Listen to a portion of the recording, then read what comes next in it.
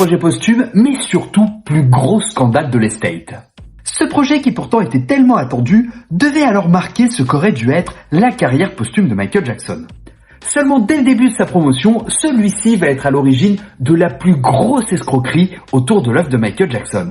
On va parler aujourd'hui de l'album posthume Michael. Out now.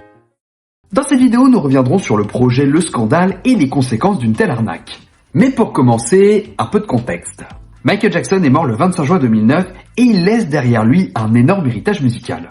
Avec énormément de démos et de pistes, plus ou moins finalisées. Seulement problème, beaucoup de ces archives sont un peu éparpillées entre les différents collaborateurs de Michael Jackson et ses propres archives, qui pour certaines ont sûrement dû être égarées. Et dans ce couac, il ne faut pas oublier que des notions de droit sont également à réattribuer à certains collaborateurs, producteurs, arrangeurs, compositeurs, auteurs, ce qui rend complexe l'exploitation de certaines archives. Donc ce qu'il faut comprendre là, c'est que l'estate n'a pas les droits sur tout le matériel qui existe autour de Michael Jackson si d'autres personnes sont dans la boucle. Celui-ci ne perd d'ailleurs pas de temps pour passer un deal avec Sony Music et travailler sur ce qui devait être la carrière posthume de Michael Jackson. Soit sortir près de 10 projets sur les 7 années à venir à compter de 2010. Et à ce moment-là, il y a deux questions importantes à poser. D'abord, quelle sera la cible ? Est-ce qu'on vise le grand public ou est-ce qu'on cible plutôt un public de niche, c'est-à-dire les fans ? Mais à ce moment-là, l'objectif est clair. Populariser encore plus Michael Jackson et aller toucher un public qui n'est pas forcément fan. Surfant alors sur l'engouement qu'il y a autour de la star depuis sa disparition. Et bien sûr pouvoir rembourser la dette de près de 350 millions de dollars que Michael Jackson avait laissée. L'idée est donc de pouvoir créer une carrière posthume où les albums qui seraient proposés à partir de démos brutes soient dans la capacité à toucher le grand public. On va d'abord avoir le projet This Is It, mais ça on en parle déjà dans cette vidéo. Puis le courant de l'année 2010 passe tranquillement et arrive le mois de septembre. Ça y est, c'est officiel, Sony annonce le tout premier album posthume de Michael Jackson, composé entièrement de titres inédits laissés par le chanteur. Cependant, il précise que ces fameuses démos inédites vont tout de même être retravaillées pour être remises au goût du jour. Une réflexion est alors à poser, que ce soit d'un point de vue financier ou même de l'accueil du public. Mais surtout la véritable question, c'est est-ce qu'un tel projet fait véritablement sens et preuve d'éthique ? Parce que finalement, une démo entièrement retravaillée sans Michael peut-elle devenir un titre à part entière de Michael Jackson si celui-ci n'a pas été validé dans la version qui est proposée au public ? Donc d'une certaine manière, Michael Jackson devient finalement que l'invité de ces morceaux retravaillés. Mais je dois avouer qu'à ce moment des annonces, l'enthousiasme auprès des fans est tellement immense que ces questions d'éthique sont assez rapidement invisibilisées. La communauté étant encore en plein deuil à ce moment-là. Donc certains fans veulent écouter ces nouveaux titres et c'est là que les premières annonces vont amorcer les premières déceptions. On apprend dans un premier temps que seulement 10 titres vont être proposés sur l'opus. La générosité de l'estate semble assez restreinte dans la mesure où un album CD peut évidemment comporter bien plus de 10 titres. D'autant qu'on sait qu'à ce moment-là, il existe énormément de matériel inédit exploitable. Mais le véritable retournement de situation va s'installer lorsque Sony annonce offrir l'écoute d'un titre prévu pour l'album intitulé Breaking News.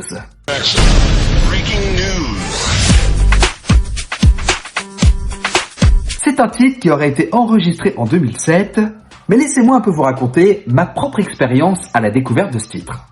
On est le lundi matin, 6h, le morceau est en ligne sur le site officiel de Michael Jackson.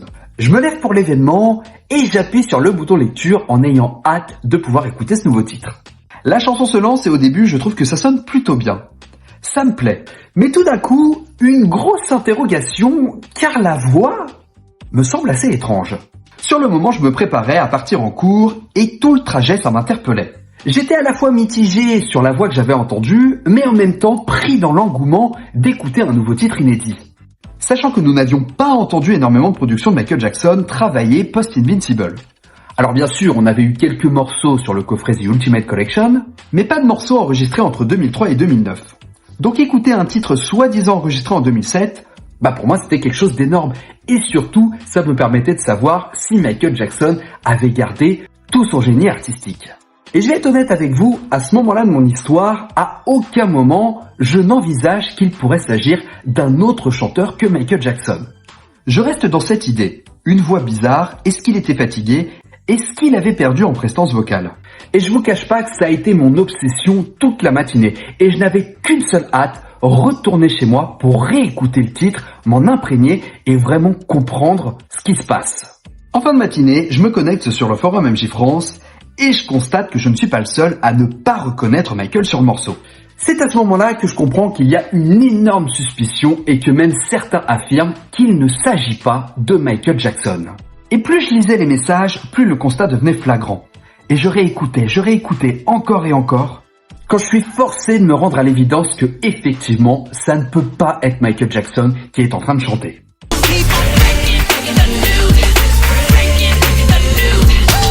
Beaucoup vont pousser la recherche et trouver des similitudes avec un jeune chanteur imitateur de Michael, Jason Malakai. Celui-ci avait déjà enregistré plusieurs morceaux et s'était déjà fait passer pour Michael Jackson sur d'autres prises. Et ceci pas forcément de manière malveillante, mais Jason Malakai aimait jouer sur cette ambiguïté dans sa voix. Mais cette histoire va prendre une tournure plus solennelle lorsque la famille de Michael Jackson commence à donner son avis.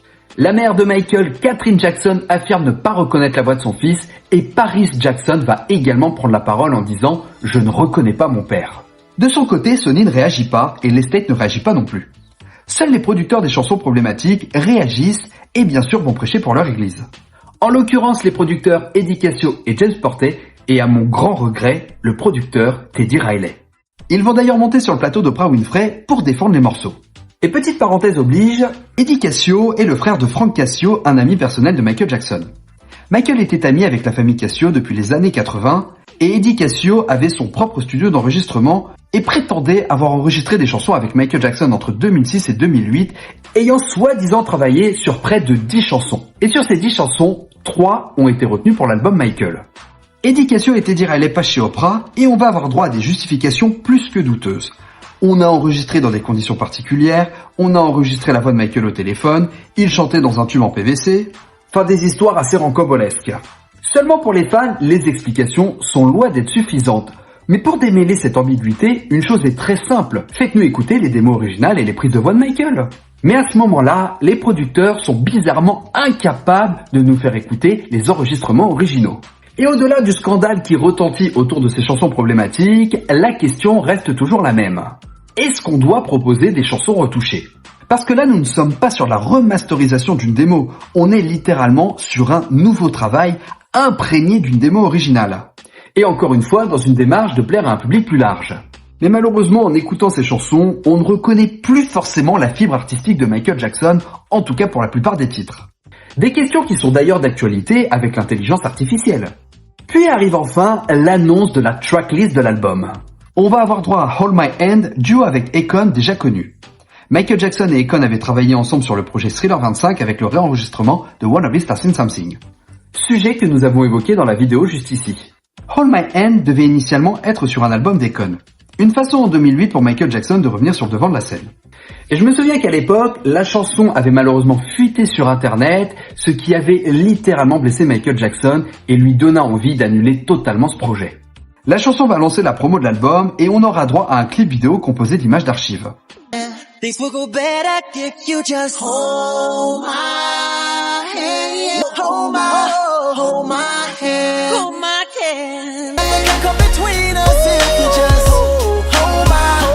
Nous allons avoir droit ensuite à un des meilleurs titres posthumes de Michael Jackson, Hollywood Tonight.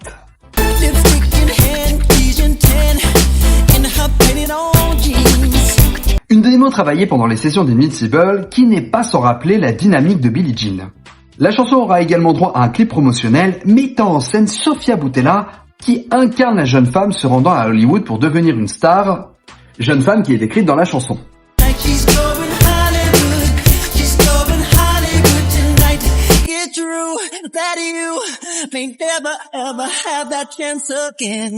D'ailleurs, depuis la sortie de l'album, on a eu droit à la version originale de la chanson et on sait que certaines paroles ont été gommées comme le fameux « She's only 15 ».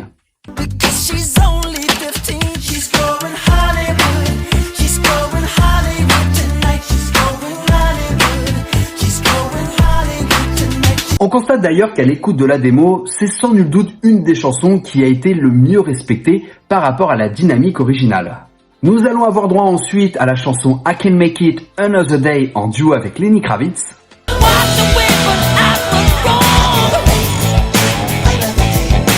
Chanson proposée par le chanteur, enregistrée pendant les sessions d'Invincible. Lenny Kravitz va d'ailleurs proposer en 2004 sa propre version de la chanson qu'il réintitule Storm.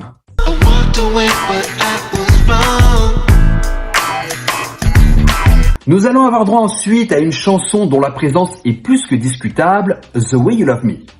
Non pas par son authenticité cette fois-ci, mais par le fait que ce titre avait déjà été édité sur The Ultimate Collection, faisant alors de ce titre une chanson qui n'est certainement pas inédite.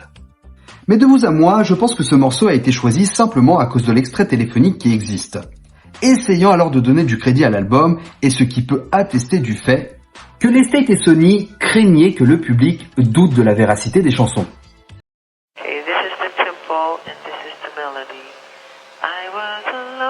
Alors bien sûr c'est ma théorie, mais je pose quand même ça là.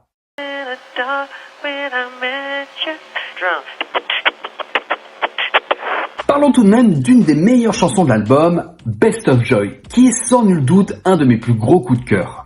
I am your joy, your best of joy. I am the moonlight, you are the spring. Elle est officiellement annoncée comme étant la dernière chanson enregistrée par Michael Jackson. Seulement on sait depuis Thriller 40 que la démo avait déjà été travaillée sous le titre The Toy, prévu pour être la bande originale du film éponyme, remake américain du film Le Jouet de Francis Weber. I am your toy, I am your boy, I am the moonlight, you are the spring. Et nous allons enfin pouvoir découvrir une ébauche de ce qu'était la démo de Behind the Mask, mais en version remixée.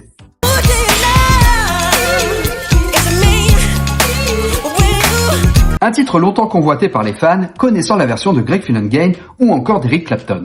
Michael Jackson écrit les paroles du titre, inspiré par une version instrumentale de 1978 du groupe Yellow Magic Orchestra. D'ailleurs, ce morceau va avoir droit à 2 clips vidéo. Une première version officielle avec des silhouettes rappelant les différentes œuvres de Michael Jackson se présentant sous forme de masque. Une proposition d'ailleurs que j'avais trouvée à l'époque hyper intéressante. Et enfin une deuxième version où Sony avait fait appel aux fans demandant de se filmer en train de rendre hommage à Michael Jackson pendant quelques secondes. Le clip va être une forme de compile de toutes ces vidéos. Nous aurons droit également à une jolie ballade intitulée Much Too Soon. She was there just sitting at the table. Et bien sûr, les 3 titres problématiques de l'album produit par Eddie Cascio, à savoir Breaking News, Keep Your Heads Up, Keeping alive, she works in a restaurant. Et Monster. Monster qui va d'ailleurs voir une participation de 50 Cent, et je me demande comment il a appris la nouvelle ou s'il avait pu écouter le titre avant de poser sa voix.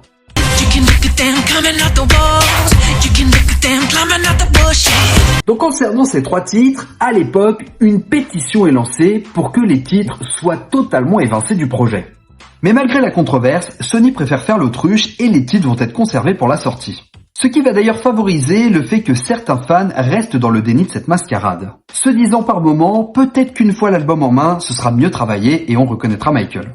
En réalité, au-delà du fait de reconnaître Michael Jackson sur les chansons, il est extrêmement difficile d'accepter l'idée que Sony Music ou même les States puissent être à l'origine d'une telle escroquerie. Et c'est sûrement ça le plus dur à accepter pour les fans, au-delà de reconnaître ou de ne pas reconnaître Michael Jackson. Mais l'album sort et le constat est sans appel, personne ne reconnaît Michael. Et il faut bien comprendre que, à ce jour, ces chansons-là sont toujours officiellement chantées par Michael Jackson. Cependant, on va tout de même réussir à avoir gain de cause d'une certaine manière. En 2014, Vera Serova lance un recours collectif. Sa plainte vise notamment Eddie Cascio, sa société de production, Jamesport et Sony. Et il faut dire ce qui est, Vera Serova a fait là un travail remarquable. Elle a produit des expertises de spécialistes du son qui mettent en doute l'authenticité des morceaux et elle accuse aussi Sony et les Cascio d'avoir fait disparaître les preuves. Et encore une fois, je vous le rappelle, de son côté, Eddie Cascio n'a à aucun moment fait écouter des enregistrements bruts qui permettent de prouver l'authenticité de la voix de Michael Jackson. Donc à ce moment-là, on a 2 aspects, le point de vue juridique et bien évidemment le point de vue éthique. La défense de Sony, c'est de dire la maison de disques avait le droit de commercialiser ses chansons, même si Michael Jackson n'en est pas l'interprète. Ouais, c'est hyper bancal comme défense, on est bien d'accord. Les juges ont alors 90 jours pour se décider, notamment sur l'implication de Sony dans la fraude. La décision juridique va être prise seulement en 2022 et vont donner gain de cause à Vera Serova, reconnaissant qu'aucun élément ne permet de prouver que c'est bien Michael Jackson qui chante sur ses morceaux. Vous vous rendez compte, il aura fallu 12 ans. Et encore, comme je vous le disais, la position officielle n'est toujours pas de reconnaître qu'il s'agit de titres fake. C'est ainsi que Sony décide de retirer les 3 morceaux problématiques de l'album. Donc aujourd'hui, la tracklist officielle reconnaît seulement 7 titres sur l'album et toutes les rééditions depuis 2022 ne comportent plus les 3 titres problématiques. Mais comme je vous le disais malgré tout, l'escroquerie n'est pas reconnue et voilà la position officielle de Sony sur le retrait des chansons. Sachez que le retrait de ces 3 morceaux n'a rien à voir avec leur authenticité. Sony Music pense que les discussions continuelles sur ces chansons éloignent la communauté de fans et les auditeurs occasionnels de Michael Jackson, alors que leur attention devrait être sur le catalogue musical légendaire et danse de Michael. En gros, ils ont retiré les morceaux pour que la communauté s'entende tous très bien. Comme ils sont gentils, Sony. De son côté, Teddy Riley va également essayer de faire une sorte de mea culpa, mais une fois de plus, sans vraiment évoquer l'idée que les chansons étaient fausses. Il explique juste regretter avoir participé à ce projet et que cette mascarade ait eu autant d'impact négatif sur sa vie et sa carrière. Et très honnêtement, j'ai une théorie autour de ça. Comme je vous l'ai expliqué plus tôt, c'est le titre Breaking News qui a été édité en premier sur le site de Michael Jackson pour promouvoir l'album. Mais de vous à moi, je suis convaincu que s'ils ont fait ça, c'était tout simplement pour prendre la température et voir effectivement si les gens allaient se faire avoir ou non par cette fameuse chanson fake. Mais force est de constater que même si les fans n'ont pas reconnu Michael Jackson, Sony et les States ont tout de même décidé de maintenir les morceaux. On sait aujourd'hui que ce qui freine énormément les possibilités pour les States d'offrir un nouvel album posthume, c'est qu'ils se sont brouillés avec quasiment tout le monde. La scission entre les fans et les States démarre et elle ne sera jamais concrètement rétablie. Car John Branca ne va jamais réussir à regagner la confiance des fans. Même si certains projets ont quand même été de mon point de vue réussis, mais ça on en parlera dans une autre vidéo, il faut comprendre que 15 ans après la sortie de l'album Michael, les fans ont pu entendre l'intégralité des chansons originales qui se trouvent sur l'album. Et le constat est simple, même si certains morceaux ont réussi à garder l'essence des morceaux originaux, je pense notamment à Behind the Mask, Best of Joy et Much Too Soon, la plupart des morceaux s'éloignent beaucoup trop de leur DA artistique originale, plaçant la participation de Michael Jackson comme simplement anecdotique. Un élément qui, je pense, aurait pu être pardonné si les States avaient réagi tout de suite et écarté les chansons fake de l'album. Aujourd'hui, l'album Michael peine à avoir une réhabilitation concrète étant devenu le simple symbole de la mauvaise gestion artistique de l'héritage de Michael Jackson, mais surtout de l'inintérêt total de John Branca vis-à-vis de l'œuvre de Michael. Et c'est là-dessus que nous terminerons cette vidéo. Merci de l'avoir suivi jusqu'au bout, j'espère qu'elle vous aura plu. N'hésitez pas à liker, partager, commenter, c'est ce qui aide le plus la chaîne. Vous pouvez également devenir membre au soutien et avoir accès à du contenu en avant-première. En attendant, pensez à vous abonner pour ne pas rater les prochaines vidéos. Moi je vous laisse, ciao les amis.